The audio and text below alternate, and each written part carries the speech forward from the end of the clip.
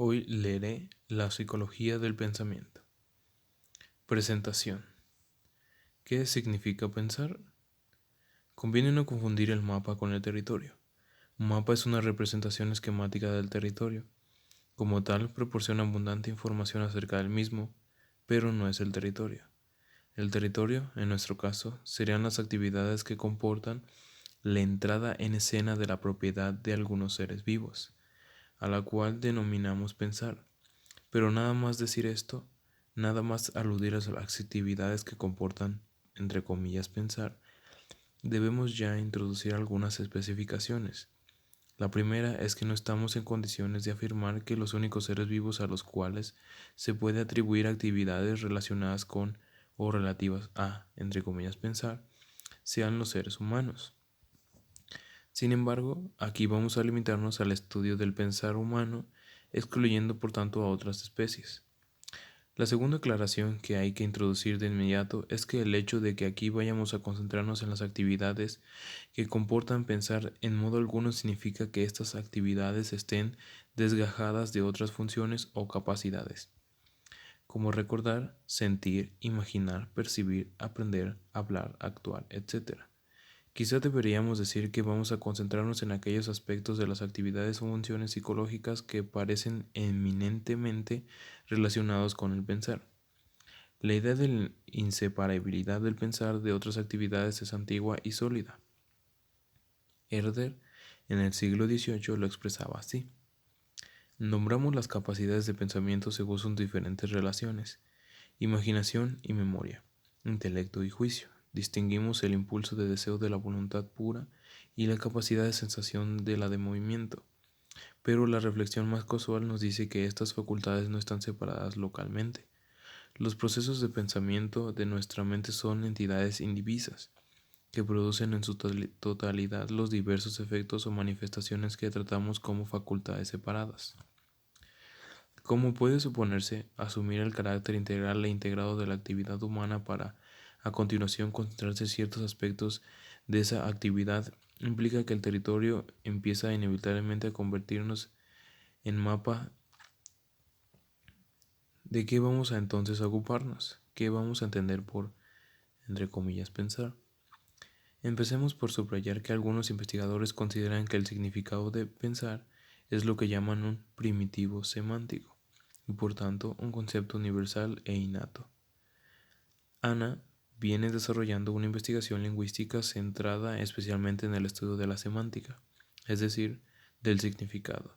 Su tesis principal es precisamente la de la existencia de un reducido conjunto de significados que serían universales e innatos, y que estarían presentes por ello en mismo todas las lenguas humanas. La última lista propuesta de esos significados fundamentales, que pueden luego dar origen a otros muchos, contiene 55 ítems. Aquí no vamos a exponer en detalle su teoría ni discutirla, pero sí que es oportuno destacar que entre estos primitivos semánticos se propone la presencia de un pequeño subconjunto de, entre comillas, predicados mentales, es decir, de conceptos de referencia netamente psicológica, entre otros muchos conceptos que no son primariamente psicológicos, como más, ahora, muchos, bueno, malo, ocurrir, lejos, antes, después, dentro, etc. Hasta el total de 55 que conforman, se propone esta lista de primitivos semánticos. Figuraría ese pequeño subconjunto de, entre comillas, predicados mentales. Los significados integrantes serían estos: ver, oír, conocer, querer, sentir y pensar. La implicación de este punto de vista, que aunque pueda parecerlo, no está necesariamente enfrentado a oposiciones teóricas próximas a resaltar la importancia de la cultura para la comprensión de los fenómenos psicológicos, es que alguna noción relativa a pensar es un constituyente del significado primordial para la especie humana, sin presuponer que en todas las lenguas los términos correspondientes a pensar signifiquen exactamente lo mismo, sin variación cultural, histórica ni teórica alguna. La implicación sí que es la de que todos los seres humanos de cualquier cultura en cualquier momento histórico poseen al menos algún rudimiento de lo que se ha dado en llamar psicología popular, es decir, algún conjunto de nociones relativas al orden general de lo psicológico y el concepto de pensar, junto con los otros mencionados, formaría parte del núcleo más básico de cualquiera de esas psicologías populares. Por lo que aquí nos concierne, no se trata de ir a una definición universal de pensar como primitivo semántico. En la medida en que se entiende de esta manera, se hace imposible la definición y se cae. Cuando se intenta, en notorias circularidades. Los primitivos semánticos ayudan a configurar y a definir otros conceptos a los que dan lugar, pero precisamente por eso se detienen como indefinibles ellos mismos, lo que no querría decir que no se entiendan. La posición teórica de Wierzbicka la previene de, entre comillas, intentar definir algo que es claro mediante algo que es oscuro y algo que es simple mediante algo que es complejo. Pero para nosotros, una vez asimilada esta teoría que hace de la atribución de un pensamiento entre los seres humanos algo básico y universal, se hace necesario avanzar hacia definiciones de pensar no ya universales, sino localmente culturales, y no de significado primitivo, sino más bien de significado teórico cultivado. Empecemos por definiciones comunes, de diccionario. Podemos encontrar que pensar se define como, entre comillas, imaginar, considerar o discurrir, entre comillas, reflexionar, examinar con cuidado una cosa para formar dictamen. Entre paréntesis, Diccionario de la Real Academia Española, 1970. Según el American Heritage Dictionary, entre comillas, pensar es formular mentalmente algo, razonar sobre algo, reflexionar, ponderar.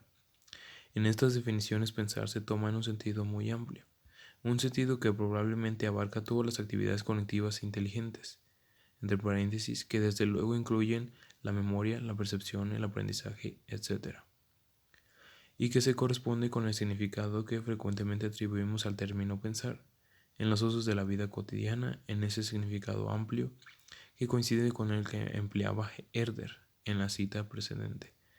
Prácticamente se equiparan pensamiento y actividad mental consciente. Hay, sin embargo, un significado más restringido y más próximo, por tanto, a un significado, entre comillas, técnico, en el que pensar se refiere únicamente a las más complejas de estas funciones cognitivas.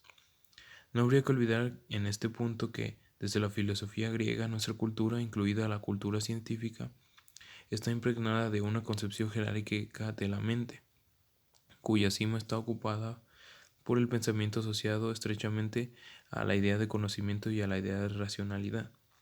Desde esta perspectiva, las actividades nucleares o más específicamente definitorias y representativas de pensar no son las que compartan hacer cosas tales como categorizar, razonar deductiva e inductivamente, solucionar problemas, juzgar, tomar decisiones e inventar. Erickson y Astier, 1994, han definido que a pesar de la existencia de estos dos niveles de definición para la noción de pensar, el más amplio y el más restringido, habría una esencial compatibilidad entre las nociones legales o comunes y las más técnicas o psicológicas. Dicho en sus propios términos, entre comillas, las definiciones técnicas y las definiciones cotidianas de pensar no son muy discrepantes y probablemente poseen tanta estructura sistemática en el sistema de conceptos relacionados de la persona lega como pueden poseer la del psicólogo profesional. En ambos casos se afirma que esa estructura conceptual incluiría conceptos del mismo nivel de pensar, pero que contrastan con este, como pueden ser percibir, recordar, sentir, soñar, desear, y en ambos casos el concepto de pensar sería un concepto superordinado, es decir, englobador, para actividades como solucionar problemas, razonar, juzgar, categorizar, decidir o inventar. Estructura conceptual común a legos y psicólogos en donde se inserta el concepto de pensar. Nivel supraordinado, sentir, percibir, recordar, pensar, desear. Nivel subordinado, categorizar, razonar, decidir, solucionar problemas, inventar.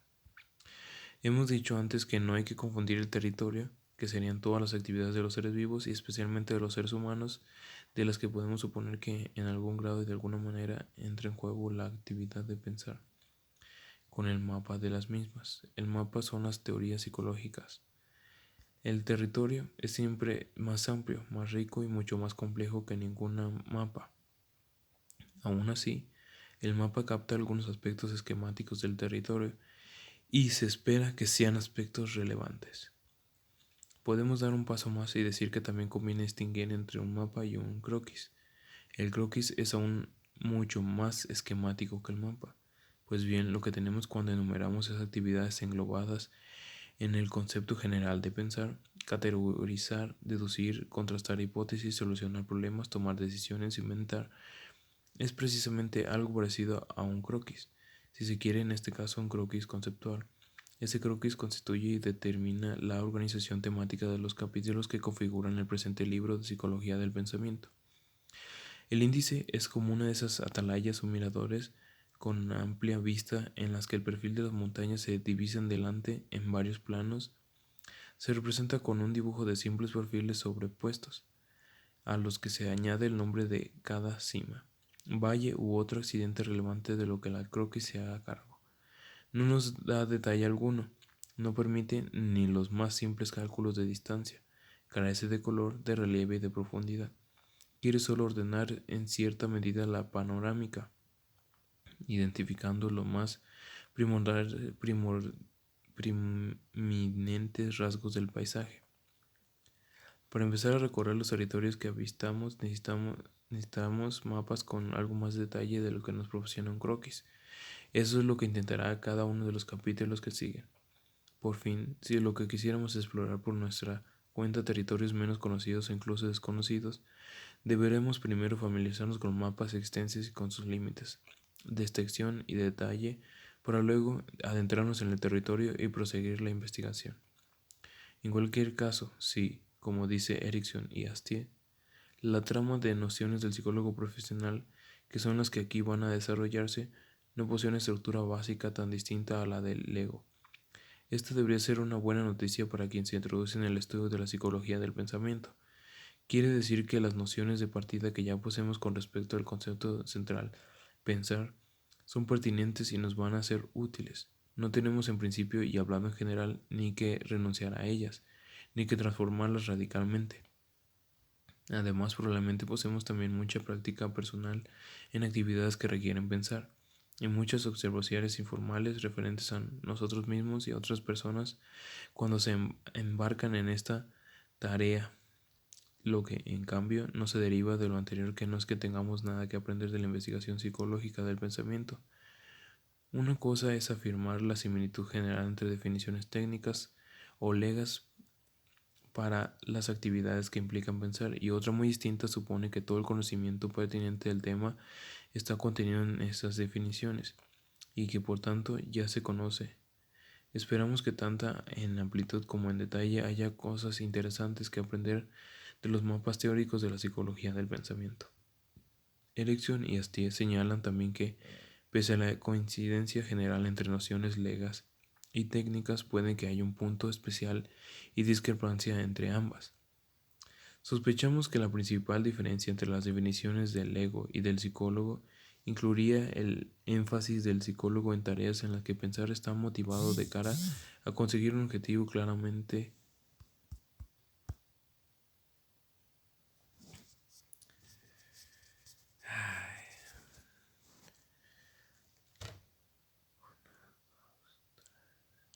especificado. En cambio, un ego sería más favorable a incluir varios tipos de reflexión espontánea y de ensoñación en la categoría.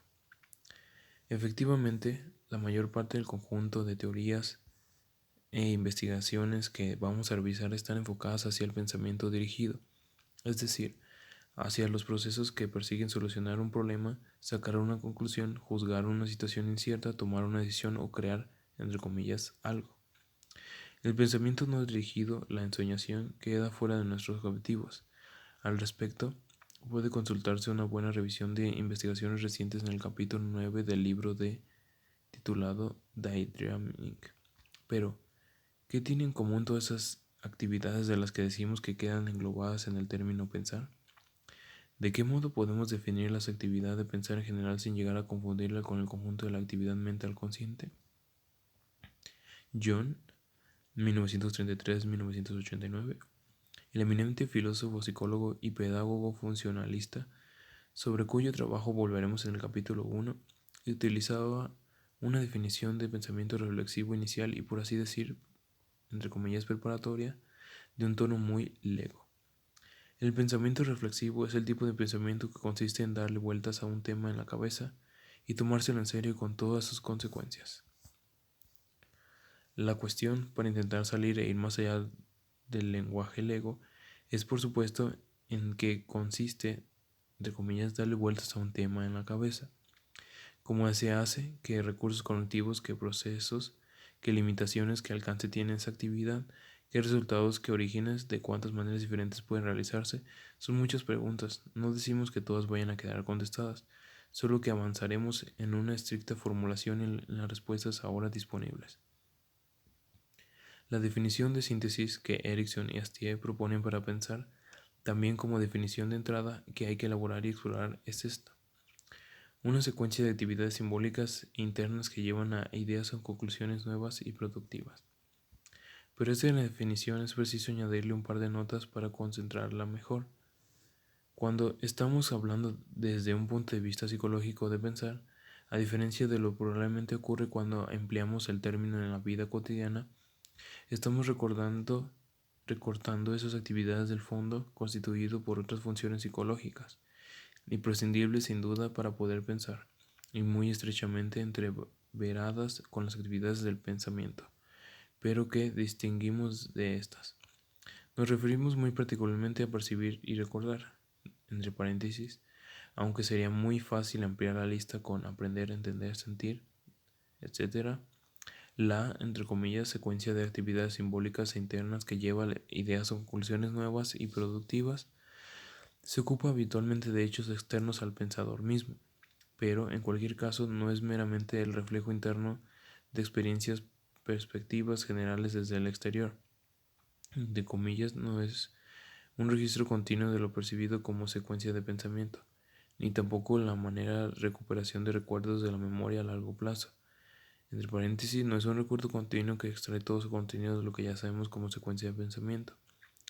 De ahí que algunos investigadores, Mayer, 1983-1986, página 21, señalen la necesidad de tres ideas básicas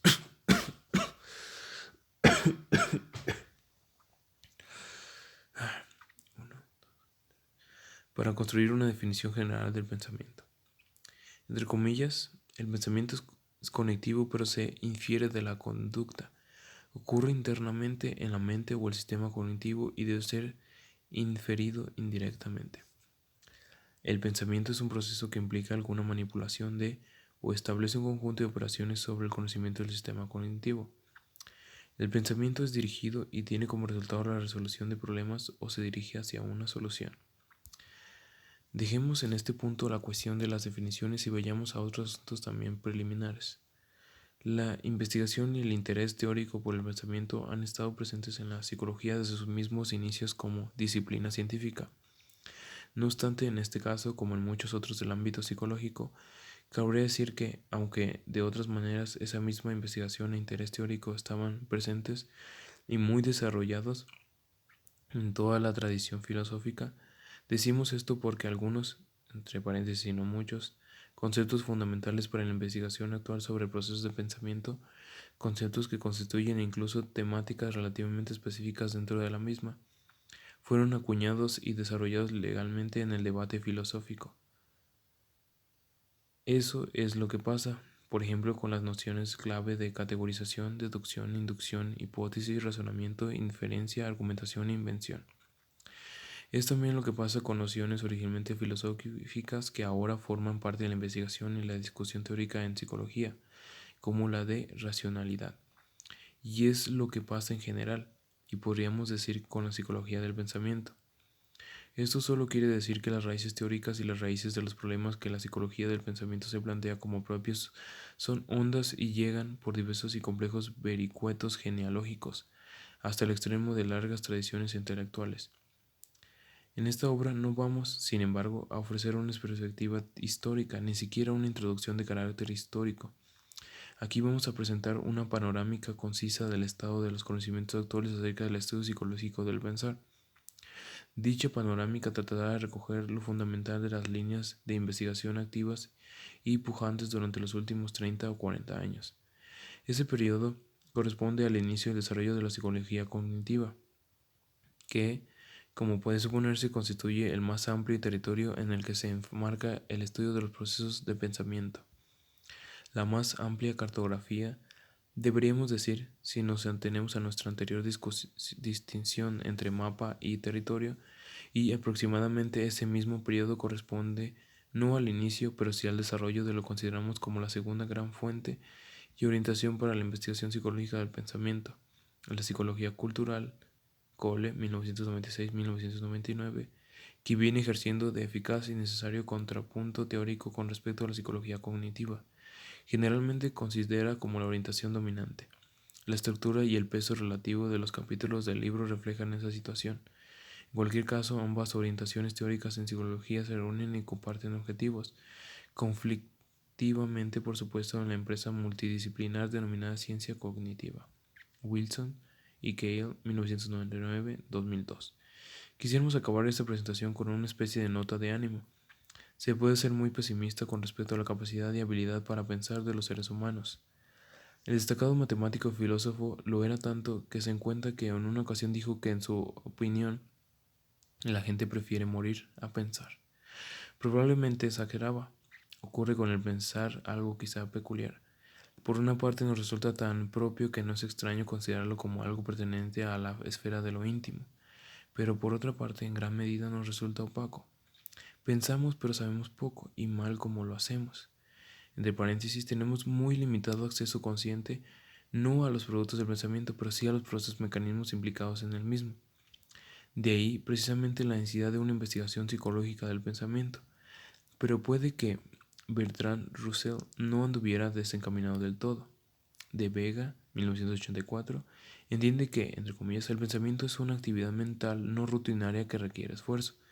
Como psicólogos planteamos tareas calculadas y variables difíciles para intentar ver cómo la gente se apaña ante ellas.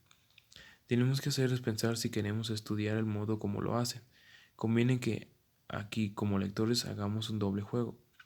Ponernos primero siempre que podamos en la posición de los sujetos estudiados, afrontar las tareas e intentar pensar por nosotros mismos y resolverlas, y pasar luego a la posición de privilegio del psicólogo y analizar entonces qué es lo que parece haber en juego en el comportamiento reproducido. Ir de una posición a otra es ir a la actividad de pensar a la actividad de pensar sobre el pensamiento.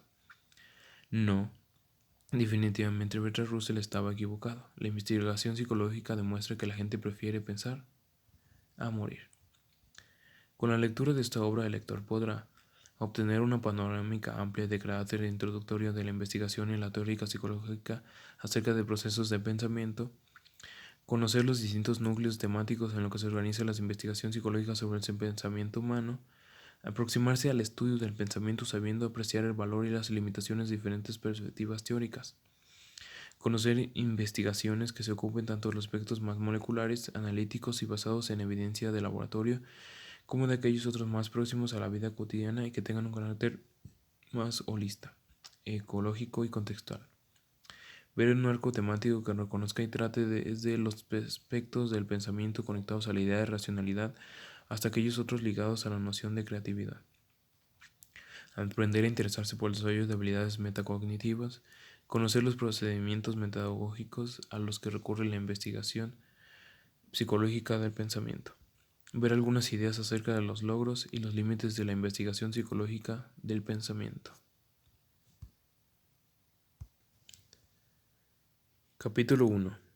Las múltiples dimensiones del pensar. Fernando Gabucio Cerezo.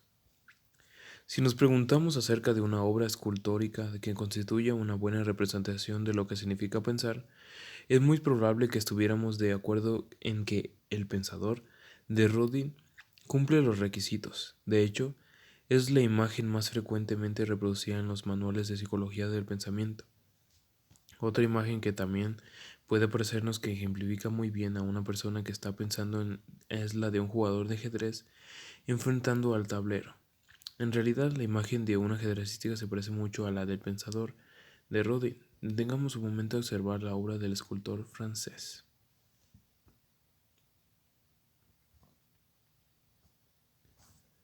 El pensador está sentado, reclinado la cabeza.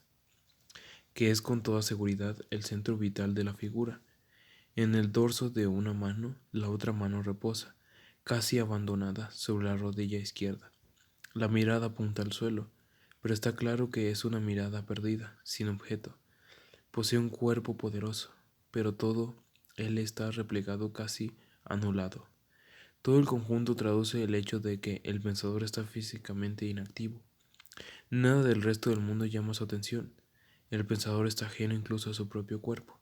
La atención del personaje que la tiene está en lo que pasa dentro de esa cabeza. Haber podido expresar eso es indiscutiblemente uno de los logros de Rodin. Así podríamos decir que la escultura logra su objetivo entresecando y haciendo un buen uso de ciertos rasgos prominentes de lo que significa pensar.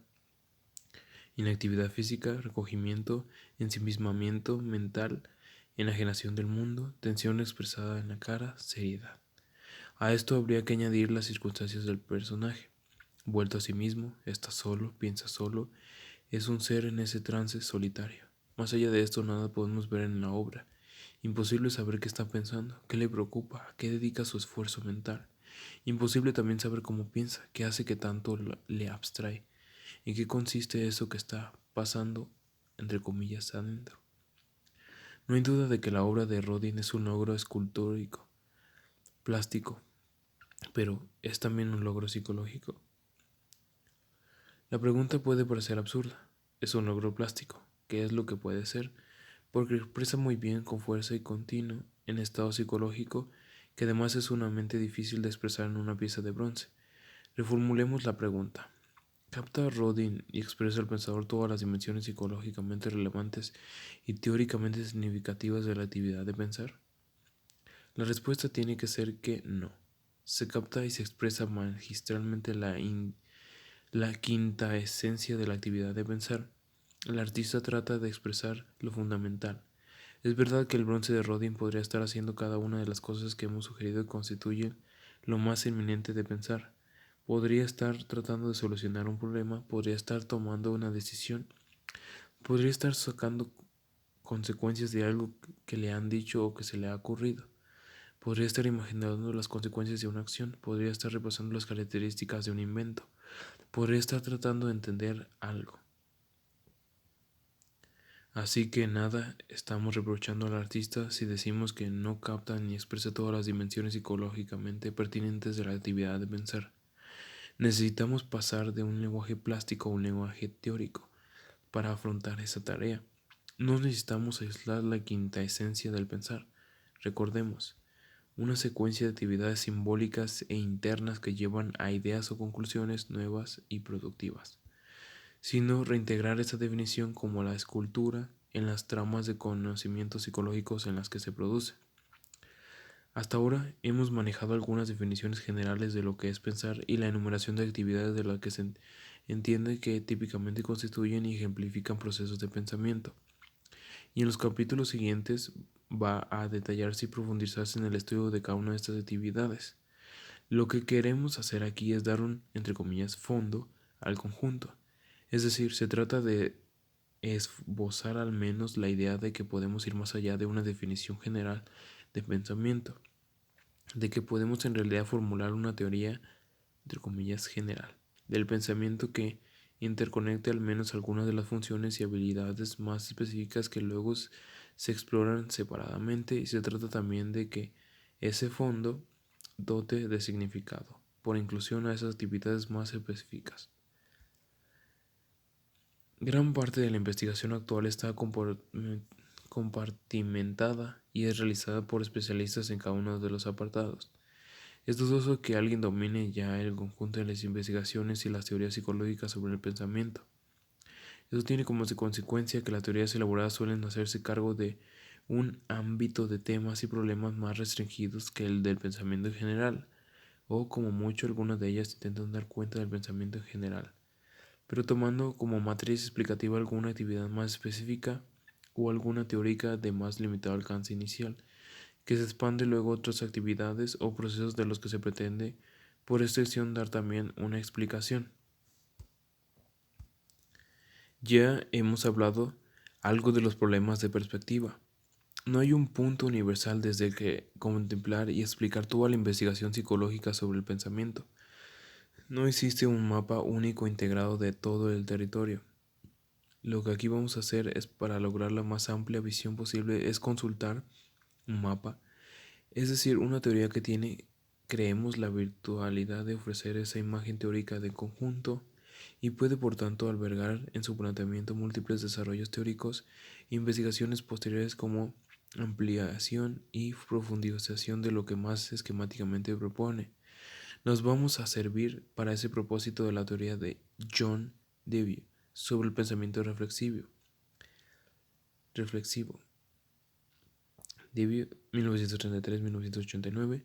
Tratamos de echar una ojeada al bosque. Al hacer eso, ¿qué pretende ofrecer un marco integrador para los siguientes capítulos? Señalaremos también un cierto perfil general de cómo entiende a entenderse el pensamiento humano.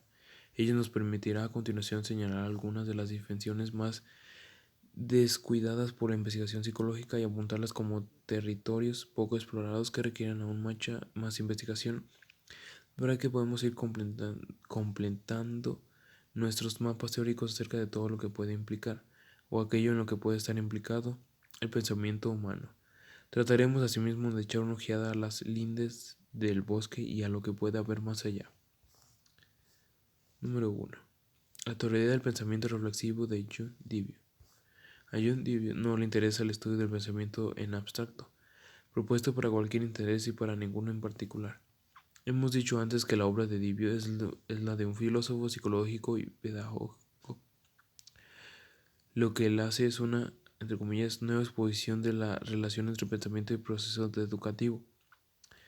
En el fondo político de sus planteamientos consiste en contribuir a formar ciudadanos para una sociedad democrática. Eso quiere decir que deben ser ciudadanos con capacidad para contribuir a la sociedad y con capacidad de participación en los asuntos políticos, y cualquiera de esas dos cosas requiere que posean criterio propio y sobre todo la capacidad de formarse ese criterio.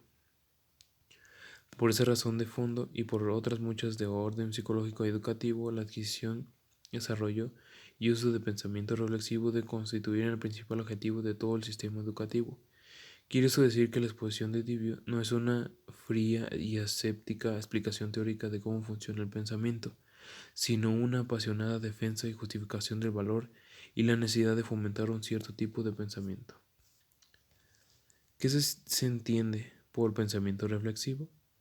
Livio es un pedagogo con afán de renovación, pero es también un psicólogo sobresaliente y, como tal, busca enraizar aquello que debe ser enseñado en cualidades o características básicas y naturales en el ser humano. No podemos provocar la capacidad de pensar en ninguna criatura que no piense ya espontáneamente, o, como solemos decir, naturalmente. No obstante, aun cuando no podemos aprender ni enseñar a pensar, podemos aprender cómo pensar bien, sobre todo cómo adquirir el hábito general de reflexión. Las características que él considera como, entre comillas, recursos innatos en la formación del pensamiento son básicamente dos: la curiosidad, las, entre comillas, sugerencias. La curiosidad sería una tendencia presente en cualquier persona, pero muy especialmente en el niño, de ahí que deba constituir la base desde el cual encauzar la educación. Sin embargo, también puede ser sofocada por el dogmatismo, la indiferencia o la rutina. Desaparece, se tiene la impresión de que no hay nada que descubrir, de que todo está ya establecido. Lo que llama, entre comillas, sugerencias son simplemente ideas, pero expresada con ese peculiar término para enfatizar en su carácter espontáneo. Para Dewey no se trata de que podamos tener ideas, se trata de que inevitablemente de manera continua e irrefrenable se nos ocurren cosas. En realidad considera las, entre comillas, sugerencias como, entre comillas, el factor capital del pensamiento. Sistemáticamente algo percibido sugiere algo no percibido, en el sentido de que hace pensar, hace que nos ocurra algo. Se trata de una función por la que una cosa significa o indica otra. En consecuencia, se define el pensamiento como la operación en la que los hechos presentes sugieren otros hechos, entre paréntesis o verdades, de tal modo que induzcan a la creencia en lo que se sugiere. Recordemos lo que decíamos en la presentación de esta obra. Nuestro pensar se inscribe entre lo que ya sabemos, nuestra memoria y lo que percibimos, lo que tenemos delante. Una tendencia muy común consiste en descargar la responsabilidad de nuestras ideas o bien en lo que vemos que consideramos que es sencillamente lo que hay, lo dado o bien en lo ya sabido, en lo que podemos recordar o conocemos cerca del objeto o el problema en cuestión. Frente a esa generalizada tendencia, Tibio enfatiza nuestro papel en el proceso. Somos nosotros los que damos significado a las cosas, somos nosotros los que inferimos, los que damos saltos mentales, más allá de lo dado, de lo conocido, hacia lo desconocido. Somos nosotros los que en definitiva pensamos. La inferencia tiene lugar a través de la sugerencia que surge de todo cuanto se ve y se recuerda. Sus características concretas dependen de la experiencia del sujeto, y esta a su vez del estado general de la cultura de la época y de las preferencias, deseos, intereses, incluso del estado motivo del sujeto. Aquí es donde entra en juego el factor orden. La manera de sucesión de ideas es sin duda un pensamiento, pero no un pensamiento reflexivo. El pensamiento reflexivo requiere e impone orden a esa sucesión de ideas. Debio empezaba su libro distinguiendo el reflexivo de otros tipos de sentidos para el término pensamiento. El primero es el pensamiento como corriente de la conciencia, que había definido William James. Un flujo continuo de actividad mental consiste pero autónomo, carente de dirección, profundamente personal, errático, algo que nos lleva. Ejemplifiquemos ese flujo. James Joyce hacía remendado ese tipo de voz como corriente del pensamiento en su novela Ulises. Veamos un pequeño fragmento. ¿En qué piensan cuando oyen música? Manera de cazar serpientes de cascabel. La noche de Michael Gunn nos dio el palco. Afinando, eso es lo que más le gustaba al Shah de Persia. Le recuerda hogar, dulce hogar. Se sonó la nariz también en una cortina. Costumbre de su país, quizás. Eso es música también, no tan mal como suena. Trompeteo. Rebuznan metales animales a través de trompetas levantadas. Contrabajos inermes. Tajos en los costados. Vientos, madera, vacas mugientes. El piano de media cola abierto cocodrilo. La música tiene quijadas. Viento, madera. Woodwind, como el nombre de Woodwind. Frente a ese flujo libre, el pensamiento reflexivo debe ordenar secuencialmente las ideas y debe convertir la simple concatenación de las ideas en relaciones de consecuencia por las que unas ideas llevan a otras a un cierto orden. Tibio es enteramente partidario no ya de estudiar, sino de promover una educación del pensamiento dirigido. En realidad, Dewey es uno de los investigadores con más contribuye a encauzar el interés de los psicólogos hacia el pensamiento dirigido. Otra de las adaptaciones comunes de pensamiento de la que Dewey se desmarca es que la equipara simplemente a lo que no es percibido, a lo imaginado. La imaginación es anterior y más básica que el pensamiento reflexivo, pero es también más desordenada, y la reflexión debe conducir a alguna meta. La tercera acepción rechazada es la que hace equivalente el pensamiento a la creencia tendencia como una afirmación acerca de algún asunto. De paréntesis, pienso que mañana lloverá, o cualquier otra. Lo que constituye el pensamiento reflexivo es el examen activo, persistente y cuidadoso de toda creencia o supuesta forma de conocimiento a la luz de los fundamentos que lo sostienen y las conclusiones a las que tiende. Como puede suponerse, no se trata de que Dewey niegue la realidad psicológica del flujo conciencia, ni de menosprecie la imaginación. De paréntesis, más bien al contrario. Ni siquiera de considere que la actividad de pensar no está al servicio de establecimiento y revisión de creencias. Se trata de que son simbiosis, el propósitos psicológicos y pedagógicos, la propia dirección que él quiere imponer a la educación convierte como hecho dicho el desarrollo de un pensamiento reflexivo en el objeto fundamental de la misma. En el libro de Will, las consideraciones generales que venimos extrayendo parecen contienen específicamente relacionadas con la situación escolar. Aquí estamos aludiendo a ese aspecto porque a pesar del propio Dewey, su planteamiento teórico, aunque cubre perfectamente sus objetivos educativos, no se limita ni se circunscribe a los mismos. como luego veremos con algo más de detalle. Dewey escribe en un momento en que lo más progresista de las actitudes invita a ser el ámbito educativo un campo de experimentación que tienda a asemejarse al mundo de la investigación y a la experimentación de los adultos. Un ámbito en el que la iniciativa, la espontaneidad, el trabajo divertido, la responsabilidad con respecto a las propias ideas, el compromiso riguroso pero crítico con estas, etc., sean moneda común y no actitudes inconvenientes. Las ideas antagonísticas del momento son el conservadurismo rancio que aún nos sorprendería, tanto de las ideas pedagógicas como las psicológicas de Dewey. Están mucho más caladas en el presente de lo que puede suponerse, lo que no quiere decir que sean ideas imperantes tal cual, pero hay una pregunta que aún no se ha formulado directamente. ¿Qué valores posee el pensamiento reflexivo para convertirlo en diana de la educación? Son las siguientes. Posibilita la acción con un objeto consciente, hace posible el trabajo sistemático en la invención, carga y enriquece las cosas con significados.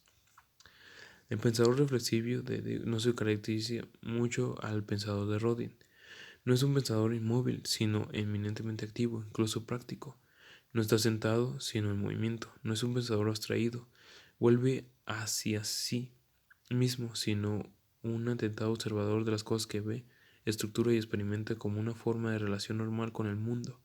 No es un pensador serio y grave, sino un sujeto responsable pero lúdico, que procura y sabe disfrutar cuando hay un cierto equilibrio entre sus habilidades y las dificultades que afronta. Por último, aunque esto quizás sea menos evidente, el pensador Dewey no es un ser solitario, sino social. En cualquier caso, no llega a convertirse en pensador reflexivo al margen de su sociedad. Dewey hace añicos a la idea según la cual cosa es la acción y otra el pensamiento. El pensamiento se cruza en la acción, se enriquece en la acción, sirve a la acción y debe pasar a controlar la acción. Esperamos no haber cargado demasiado las tintas a la hora de recrear las ideas de Dewey. Pudiera parecer que la actitud subyacente a todas esas aseveraciones de un entusiasmo algo iluso, de una tremenda fe en las posibilidades de la educación general y el pensar reflexivo en particular, y algo de eso hay. El ardor y la convicción con lo que se exponen esas ideas corresponden a un momento y a un contexto histórico en el que el progresismo se debate con todas sus fuerzas. Cerremos este subapartado con una anécdota contada por el propio Dewey que dice mucho del mismo y algo también de su mundo y del nuestro. Hace algunos años estaba buscando en las tiendas que abastecían a la escuela en la ciudad, intentando encontrar pupitres y sillas que parecieran totalmente adecuadas desde todos los puntos de vista, artísticos, higiénico y educativo. A las necesidades de los niños tuvimos una gran dificultad en encontrar lo que necesitamos y finalmente un comerciante más inteligente que el resto nos hizo esta observación. Me temo que no tenemos lo que desean. Ustedes quieren algo donde los niños puedan trabajar. Todo lo que tenemos es para escuchar. Esta es la historia de la educación tradicional. Igual que el biólogo puede coger un hueso o dos y reconstruir el animal completo, así si imaginamos la clase ordinaria, con sus filas de horribles pupitres colocados en orden geométrico, amontados de forma que haya el menor espacio posible para moverse. Casi todos los pupitres del mismo tamaño, con el espacio justo para los libros, lápices y papel. Añaden una mesa, algunas sillas, las desnudas parecen y posiblemente algunos pocos cuadros. Podemos reconstruir la única actividad educativa que cabe llevar a cabo un lugar semejante. Todo está hecho para escuchar, porque estudiar simplemente las lecciones de un libro es solo otra forma de escuchar.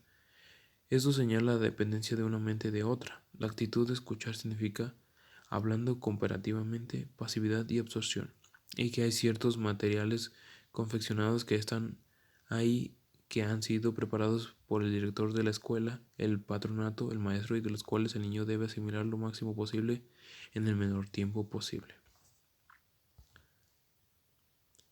Fases o aspectos del pensamiento reflexivo. Podríamos decir que el pensamiento reflexivo no es una forma de pensamiento completamente distinta a la del pensamiento natural o espontáneo. Es más bien el uso autoconsciente de los recursos y procesos de las formas comunes del pensamiento. el aprovechamiento deliberado y autocontrolado de los modos en los que establecemos relaciones entre nuestros acontecimientos mentales. Pero, ¿cómo distinguir y ordenar los tipos de esos acontecimientos mentales? Una primera distinción muy simple es la que podemos hacer de estados que experimentamos como duda, indecisión, vacilación, perplejidad, desconcierto, en suma, estados de dificultad mental. Una reacción humana muy común ante esos estados es la de desecharlos, abandonarlos, incluso eludirlos si podemos anticipar que vamos a caer en uno de ellos. En el lado contrario serían los estados experimentados como claros, comprendidos, en los que la situación se ha ordenado, la duda se ha disipado, nuestro desconcierto ha encontrado su causa, la perplejidad se ha desvanecido. Para Dewey, estos últimos suponen una experiencia de dominio, satisfacción y goce. Un pensamiento reflexivo debe permitir pasar los primeros estados mencionados a estos últimos, pero requiere en primer lugar afrontar la dificultad mental. En lugar de huir, los pasos en los que puede desplegarse ese afrontamiento constituyen un acto de búsqueda de caza y de investigación. Dewey trata de desarrollar precisamente lo que ocurre en esa búsqueda. Trata de describir cómo se lleva a cabo la caza y propone que en general un proceso de pensamiento reflexivo, una vez que hemos topado con algo estado de dificultad mental, se desarrollen en 5 fases o consta de 5 aspectos. Los etiquetaremos de la manera siguiente: aparición de sugerencias, intelectualización de la dificultad, elaboración de hipótesis, razonamiento, comprobación de hipótesis. Aparición de sugerencias. No es extraño que el primer paso o aspecto mencionado sea la de la aparición de sugerencias. Recordemos que para Dewey es el factor capital del pensamiento. Por muy difícil, oscura o desconocida que sea una situación, algo se nos ocurre, algo nos viene a la mente. La idea de la mente en blanco o es un mito psicológico con mucho, algo raro e infrecuente en cualquier caso, transitorio. En algunos nos fijamos de algo, nos acordamos algo, queremos reconocer, al menos nos sugiere otra cosa. Es posible que al inicio de la situación problema no tengamos más que eso, pero eso, diría Dewey, es mucho y es fundamental. Muy posiblemente, si solo nos presenta una sugerencia, la adoptaremos inmediatamente y actuaremos conforme a ella. Pero si aparece más de una, la atención se acrecienta y la reflexión debe proseguir. Una cosa distinta es que callemos lo que se nos ocurre si estamos con otras personas porque lo consideramos poco acertado, incluso tonto. Aquí entra en juego nuestra prevención de que pasarán, pero para nosotros mismos nuestro único material de trabajo es lo que se nos ocurre. Ignorarlos sería como abandonar el terreno de juego, desentenderse de la situación. Por otra parte, detenernos en alguna idea es ya empezar a inhibir la acción directa, empezar a ensayar imaginativamente las posibilidades de nuestra conducta. Sin embargo, no controlamos aquello que se nos ocurre, no controlamos el salto mental que nos representa la aparición de alguna sugerencia, es decir, de alguna idea, pero podemos intentar controlar lo que hacemos con ello. Por eso la aparición de sugerencias debe dar paso a una segunda fase o aspecto: intelectualización de la dificultad. Podría parecer que esta es la fase menos específicamente definida, algo que puede habersenos ocurrido al principio seguramente de una manera incierta y poco clara aún. Intelectualizar la dificultad puede comportar muchas cosas distintas según los casos: tratar de definir la situación y lo que se nos ha ocurrido, volver a observar lo que tenemos delante para hacernos cargo de más aspectos o de aspectos distintos a los inicialmente enfocados, intentar definir un recuerdo, preguntarnos por las causas de nuestra propia extrañeza, ordenar nuestras sensaciones, eliminar algún prejuicio de nuestra mirada, tratar de formular la pregunta adecuada. Recuerda debió al respecto de una vieja idea. Como suele decirse, una pregunta bien formulada está ya medio respondida. Lo difícil es precisamente formular la pregunta pertinente, la pregunta clave. Si logramos eso, efectivamente hemos avanzado mucho. Intelectualizar la dificultad es tratar de comprender con todas las operaciones que puedan ayudarnos en ese propósito. Decir que el cambio brusco de temperatura constituye un problema puede sonar forzado y artificial, pero si acordamos extender el significado de la palabra problema a todo aquello, por trivial y tópica que sea su índole, que asombra y desafía al espíritu hasta el punto de volver incierta la creencia, No cabe duda que toda experiencia de cambio repentino lleva implícito un problema o una interrogante. Tenemos muy a menudo una noción de lo que es un problema inspirada por ciertas tareas de tipo matemático. Se nos da un enunciado que contiene la formulación del problema y a partir de ahí debemos empezar a resolverlo, pero no es la mejor referencia para entender lo que Dewey está planteando. No estamos hablando de problemas que nos vienen ya dados, con todas las soluciones, todas las suposiciones que eso encierra y maneja, que tiene solución, cuál es la mejor vía para alcanzarla, cuáles son los puntos definidos y esperables de la dificultad, cuál es la información particularmente relevante, cuál no y debe emplearse la primera. Dewey está hablando de un sujeto que debe formularse él mismo el problema, así que el proceso de formación es crucial de cara a la posterior solución, de la misma manera que es también es tareas matemáticas, solo que esa formación depende, por así decir, enteramente de uno mismo. Nadie nos ordena de antemano los datos que tenemos que considerar.